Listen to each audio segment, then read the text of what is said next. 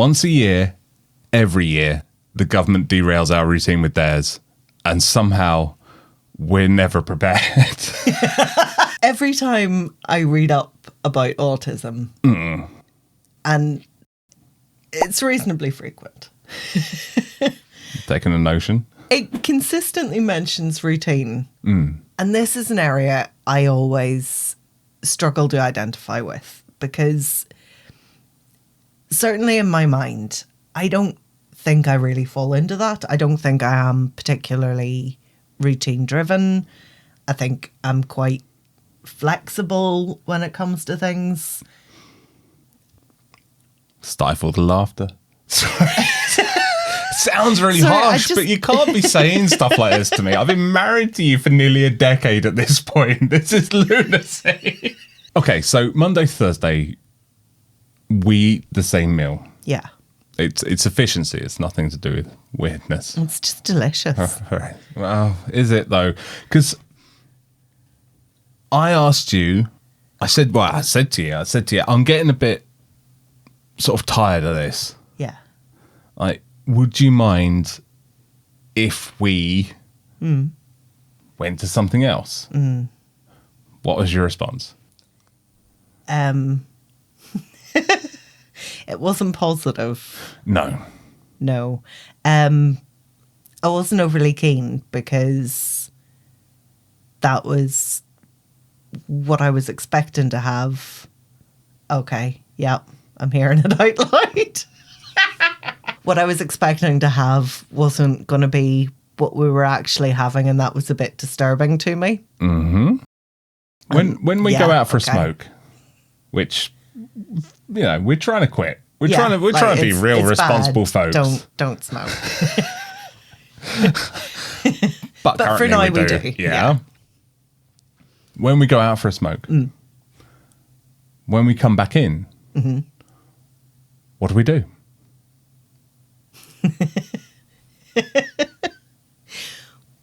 We hug one way, then we hug a different way. And if I was to just do the one way, or, you know, both ways but switch them up, what would happen? I would chase you through the house until you completed the actions in the sequence they're meant to be completed. If you didn't love routine, my day-to-day would drive you insane. That, like, in and of itself should be a big whole kind of blaring alarm of, holy fuck, I do like routines. I'm desperately trying to rack my brains for anytime pushback on this, but you've spelt it out in such a way I can't. Or any time that you've just deviated yourself. It's never happened. Yeah, I don't. Like the occasional takeaway from the dinner perspective, fair enough. Yeah. But outside of that, from wake up, from sunset to sundown, because we keep farming hours, from waking up to going to bed, we have a routine. We follow the routine. Yeah. The way I'm looking at it, it is just the normal day-to-day. And yeah, you do kind of fall into a bit of a pattern, and but you're right. I do see the effects. Like if I can't follow through with the routine, I do see the negative effects of that. But I suppose I'm not actively putting routines in place. You would be quite proactive with creating routines. Like, you've got a day where you put the bed sheets on for the wash. Whereas before you did that, what happened? It was one of us when we remembered on an ad hoc basis. Yeah. I realised the necessity of that. Yeah. So that I'm just going to talk with my hands for a little bit, because I can see it. I think in pictures. There's two types of routine. There's the routine that you slip into. Yeah. And can't get escape velocity from it. Yeah. But then there's the routines that you need to put in place, otherwise just like shit's just not going to get done otherwise. And what you're talking about falls into section B. Okay. Because I figured out, right, I can have a routine, what people might consider a rut. And I'll be happy with that. Yeah. But things like the bedsheet and the housework and, you know, the general day-to-day actual responsibilities will absolutely fall by the wayside. And I can try. I'm just like rubbing my face up against the mic like a cat now. I could absolutely set reminders and just be like, hey, got to do this now. Yeah. Well, I'm going to like swipe it off because I'm into something. I'm busy. Yeah. I'm doing something. Or I get, you know, sidetracked by another side quest. And then by the time I remember the thing that I'm supposed to be doing, I'm going to be so exhausted. It's just not going to get done. And then it's just that rollover effect of rollover effect of rollover effect. Yeah. Days turn into weeks, turn into months, you know.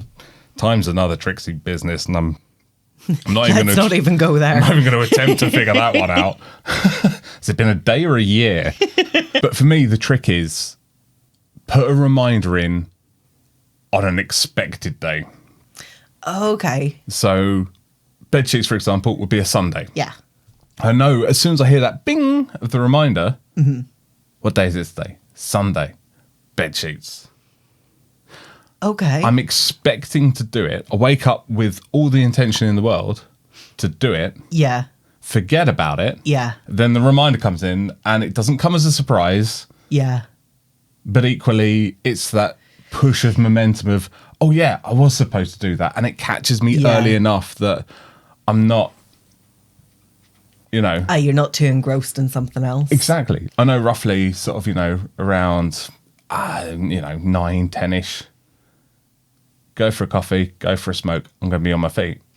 Whack the reminder in then. So, I'm already up and about. Then the ding of the thing that I was expecting to do, completely out of my head, comes in. Like, I'm up and about. I'll go do that now. And that's really worked out well. Okay. It is that, for me, it's that combination of set days. It's within the routine. I'm expecting it. It's not coming as a nasty surprise or, I don't fancy it today. And it takes a bit of work in the start, but by the end of it, you're almost sitting there just, and I do find myself now, I'll be sitting there and it's just like, anytime now there's going to be a reminder to do X, Y, or Z. I still have to wait for the reminder to pop up. I don't just do it. It's just like, no, we do it when the reminder comes up. We could get a head start. I'm speaking myself with like 17 different people in here. Yeah, it's just the council of voices that all argue amongst themselves. But yeah, I always wait for the reminder as well, even if I've remembered it beforehand. Like one of Pavlov's dogs. I really am. I could be trained so well. I've noticed you can't just spring a change on you if it's going to impact that's fair. what you had planned to do that day or even that week. So we talked about it a while ago and we agreed that if I had anything that would disrupt your routine, there would be at least 2 weeks notice. Which, by the way, like, and I don't want to blow this out the water, but, you know, I've obviously, I brought this up to you because I've recognised the way I do things. Yeah. I recognise the way I function. It still doesn't feel great. Someone in their 30s turning around being like, could you give me 2 weeks notice before we change anything? In fairness, I mean, I think it originated from a particularly chaotic period where just left, right and centre, I was like, oh, and then, and don't forget about, and you just, you had that face. Yeah, there's. I remember this face. I can feel that 40-yard stare coming in. It's just, yeah. But it's, you know, for all intents and purposes, you want to go out there and you want to, you know, what's the phrase now? Live your best life. But you want to be, for lack of a better word, you want to feel at least a little bit normal at times. Yeah. You know, seeing how everyone goes about their life, it looks so easy. Yeah, but if you try and do that, it's exhausting. It leads to absolute breakdown. Yeah. But to have to say to someone, could you give me 2 weeks? I'm so glad I've met you, that this works between us. Yeah. And it's, you understand. I do, absolutely. Well, I mean, yeah. Yeah. Never question the routine again. Sorry, never mind. Of course you understand. But it's nice. Like, before that, that's difficult. Yeah. When the world keeps throwing you boomf, boomf, boomf, boomf, boomf, boomf. No wonder, like, you know, and I was going to say, I don't know about you, but I do know about you. You've told me. Like, breakdowns, meltdowns, shutdowns. Yeah. Like, you could almost set your watch by it. Exactly. Yeah. Whereas that's lessened significantly over the last few years, where we've really sort of dialed this in between each other and come up with... Well, it's accommodations. Oh, I've just bashed the mic, sorry. You really are attracted to it. I am. It's lovely. It's very furry. Good texture. But we've essentially put in place reasonable accommodations for ourselves and for each other. Sometimes it's something you've said, like, can you give me 2 weeks? Yeah. But other times I realise that maybe I'm overwhelming you because I'm doing something and you haven't realised it's overwhelming you yet, but I can sort of see it coming across your face, or that 40-yard stare coming into play. Yeah. And we know to say, oh, right, is this a problem? So part of it is ourselves identifying what we need. Part of it is... It's a big problem. Knowing the other person and recognising, okay, this is an issue. They don't see it yet. Do we need to do something differently? Yeah, I mean... That took us years, because everything you described, it sounds easy. Oh, it sounds like, why didn't I think of that? Yeah, but it is a process that just takes years upon years, and it's very much trial and error. And I think we're sort of, you know, when you surmise it like that, it sounds all, you know, wine and roses, rather than the reality, the brutal reality of just absolute shutdowns and whatnot in between. But I've never thought about it in the terms of accommodations before. That never even occurred to me, but yeah, it is, isn't it? Sorry, you just Sorry. Yeah.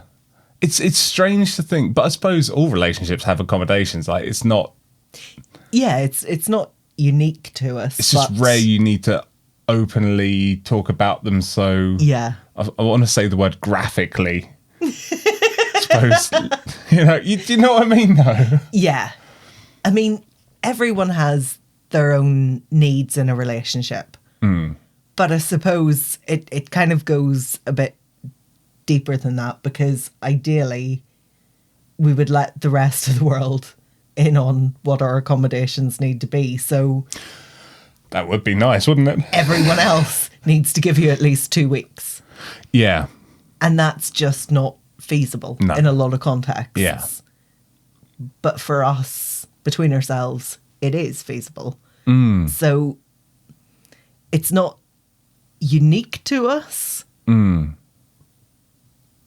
But we have to have that closeness that we don't mind explaining, like, these are going to be dire consequences if there aren't 2 weeks notice. Whereas someone might be a bit miffed if a small need or desire isn't met in a relationship and they're not autistic or ADHD or some other neurodiversity badge.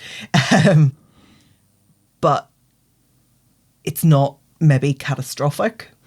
Yeah. Whereas for us, it actually can be. Yeah, I mean, we do react differently to breaks of routine. So you will very much just shut down and become very insular. Okay. Whereas I tend to get more sort of And so you had a brilliant term. You coined a brilliant term. Bees in your head. Okay. And we discussed this later on, and you turned around and said, actually, that's not what I meant by this. I meant something else. Yeah. But to me, it described exactly that antsy feeling. Okay. Like there's bees in your head, and they start off quiet, just a little low hum. And they just build and build and build until it's the Wicker Man. Yeah. You know? Okay. Yeah, so you turn into a Nicolas Cage meme of the bees. Whereas your face goes, and you can see it happening. Yeah, okay. I suppose if I'm expecting something to happen at a certain time or in a certain way and it doesn't, it's all the calculations of, okay, so what does this mean? And what do I need to do about that? And it just kind of spirals into this whole intricate web of, right, if I move this one little bit, if I don't change all the rest of it, it'll all collapse. So what needs to move to make this work? So for me, it does become quite insular, I suppose. And You've never really described it that way to me before. And I'd never really considered how that looks from the outside. Yeah, it makes sense. Blank. But inwardly, I'm having multiple conversations and structuring everything and rejigging and just working out everything else that has shifted. So I don't have the bandwidth, I suppose, to have like regular conversations or go about my normal business because no, I'm sorry, I'm busy working out. So it must just appear a complete shutdown. That makes perfect sense now that you've explained it. But, from an outside perspective, you've never said that. No. I suppose it didn't occur to me because it's so loud in my head. Like, you must hear it out loud. Like this misplaced hobby of just like, we've fallen in love with cameras and lighting and we want to get on it. This might be really, this might actually be really useful. From the outside looking in, you just go shut down. And I know from myself if I ever go that way. But for me, it's very much like a case of I need peace and distance, and I'm trying to quiet the inner voice, and I just want absolute silence. I can't deal with anything else. So I just lock it in tight. Yeah. And that's it. I'm done. I hadn't realised that there's still all this. Yeah. Yeah. I'm like, those plate spinners. Yeah. And one of them sort of started to lose their balance. And, right, okay, what movements do I need to make in the rest of me to keep this all going? And then if I don't do that, or if I don't do it well enough, things do collapse, and that's a different kind of shutdown. So that's where, like, you'll need to remind me to drink water through the day. Yeah, okay. It's time for lunch, or... That makes sense. Like, thinking back, that absolutely makes sense now. It's a different kind of shutdown. So one's active internally, the other is just, no, mate, we're done. But yeah, those kind of changes to routine, if it's a one-off particularly, it's that internal activity. Okay. So I know this week is probably a good example of that. Yeah.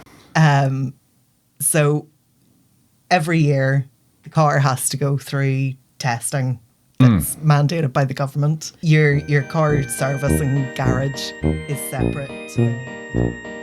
Monday, the car went in for service. Yeah.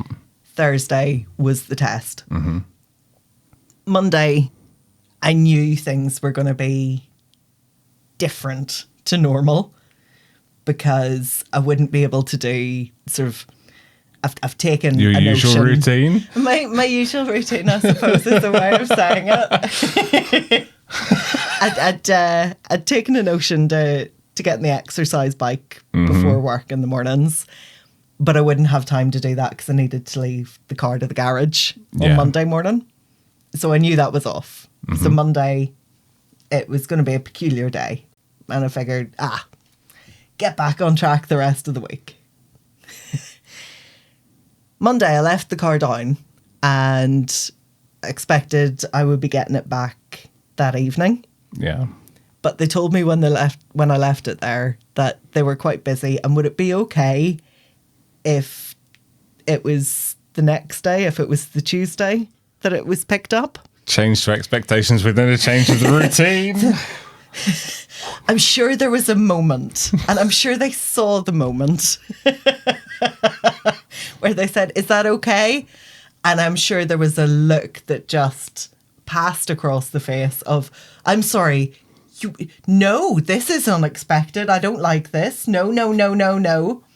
But the words that came out, "Oh yes, of course, that's fine. I don't need the car this evening. That's all right." Tuesday, could I do my little exercise bike routine in the morning?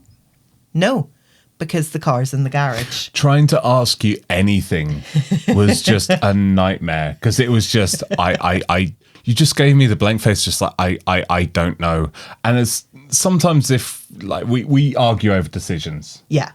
Like, who's going to make this decision? Who's going to make that decision? Because it's effort. But whenever you go the full, I don't know. I know at that point, we're not fucking around. Like, you're done. Yeah. And like, I'm fine with the big decisions. Yeah. Those are okay.